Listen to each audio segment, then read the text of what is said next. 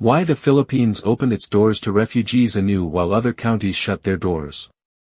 A beacon of hope for Ukrainians.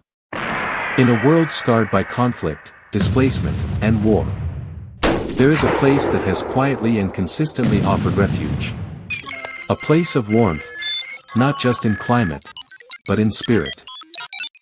The Philippines.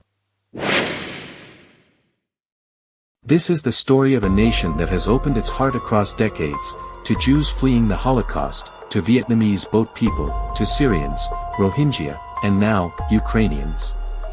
It's not just a story of shelter, it's a legacy of hope. Let's go back to the late 1930s. Nazi Germany had begun its horrific campaign against the Jews. Borders across the world were shutting tight, but amidst the silence of indifference, one leader in a distant land spoke out. President Manuel L. Quezon of the Philippines made a bold and compassionate decision, offering sanctuary to Jewish refugees when very few nations would. With help from U.S. High Commissioner Paul McNutt and the Jewish Refugee Committee in Manila, more than 1,300 Jewish men, women, and children were welcomed into the Philippines between 1937 and 1941.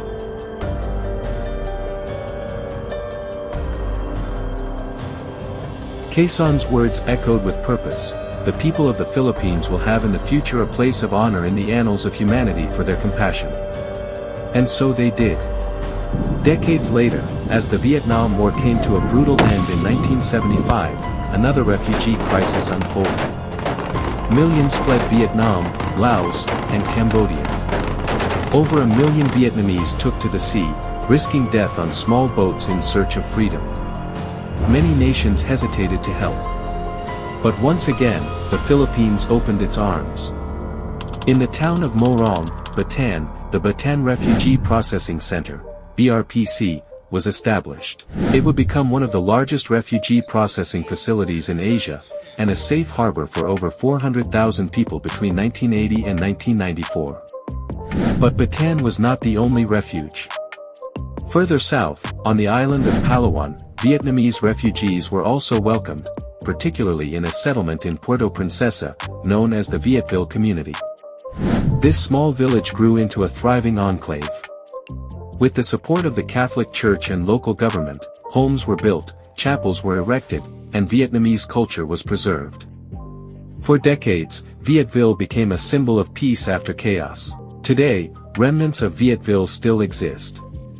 Though many Vietnamese refugees have since resettled in countries like the US, Canada, or Australia, a few chose to stay in Palawan.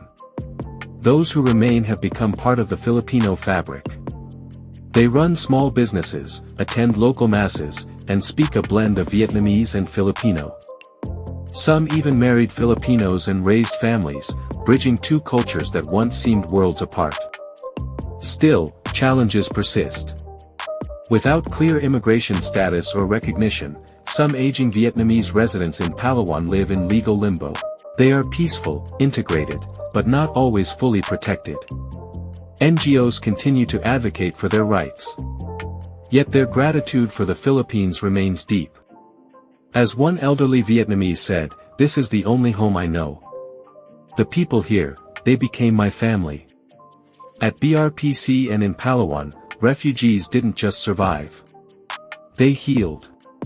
They learned. They rebuilt. Children went to school. Adults were taught languages and job skills. Lives that had been shattered began to mend.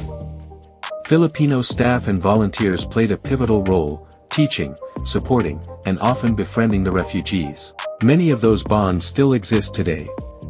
We arrived with nothing but trauma. Filipinos taught us how to smile again, says former refugee Lynn Tran, now a Manila-based entrepreneur.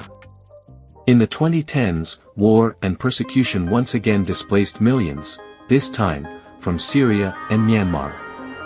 And yet again, the Philippines responded with quiet dignity. Syrian refugees were granted humanitarian visas. NGOs and faith groups stepped in to help. Rohingya Muslims, fleeing ethnic cleansing, found in the Philippines a nation willing to consider their plea. Though not in large numbers, the gesture mattered. It said, "You are not forgotten."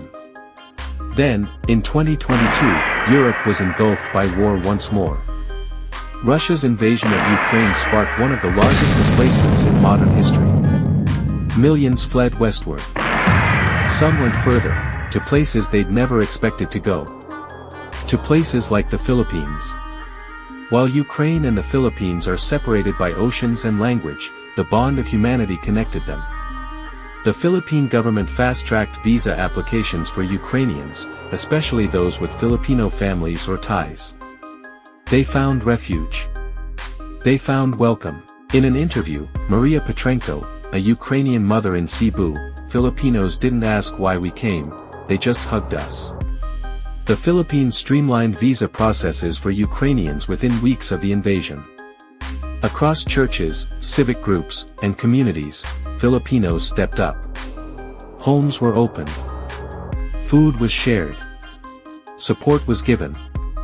And through it all, one value shone brightest, Bayanihan, the spirit of communal unity.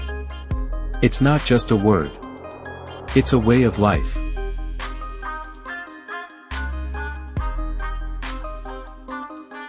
In an unprecedented move, President Zelensky added the Philippines to his global "Thank You" tour, a nod to its outsized compassion despite being 8,000 miles from Kiev.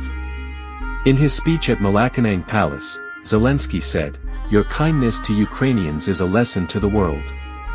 In our darkest hour, you proved humanity still exists." In his visit to a Ukrainian shelter, he said, "These children will grow up knowing the Philippines stood with us." That is priceless. In a joint press conference, President Marcos said, "We may be a small country, but our hearts are large enough to fight for what's right." As a global reactions, UN Secretary-General Antonio Guterres said, "The Philippines reminds us that solidarity is a choice, one we must all make." And according to European Union Ambassador Luc Veron, this is humanitarian diplomacy at its finest. As the Russia-Ukraine war drags into its third year, the Philippines' stance carries moral weight. By sheltering refugees and condemning Russia at the UN, it challenges larger nations to act. Refugees who come to the Philippines don't just find safety. They find belonging. They speak of a people who embraced them. Who offered not just shelter, but dignity. It's worth noting, the Philippines is not a rich country. It has its own struggles, poverty, natural disasters, political hurdles. But when the moment calls for compassion, it rises. Even without perfect systems or robust refugee laws, the Filipino spirit leads.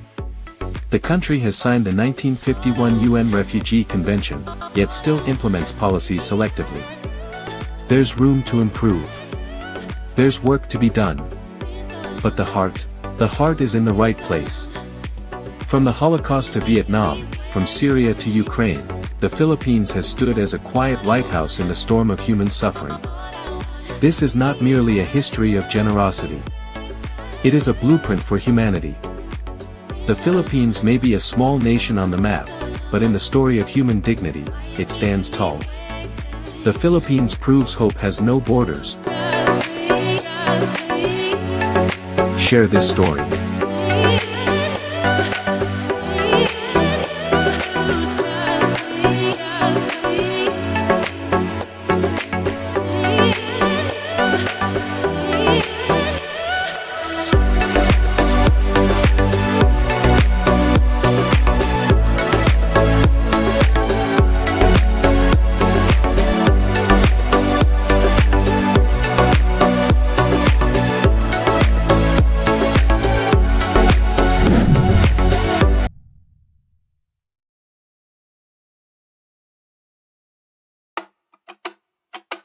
There are so many things I want to buy, but I'm broke, so I stare at my phone and cry.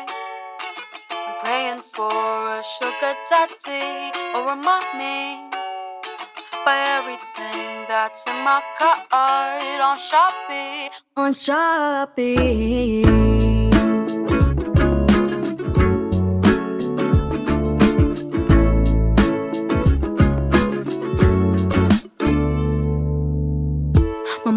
Tells me to buy only the things that I need.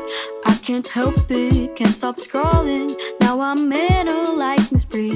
My Shopee Pay balance is zero, sometimes even a piece. So I guess I'll use COD, so my parents would pay for me. La la da da da da. I'm a Capricorn, but I'm so impractical. La da da da da da. Doesn't matter, I'm a shopping animal.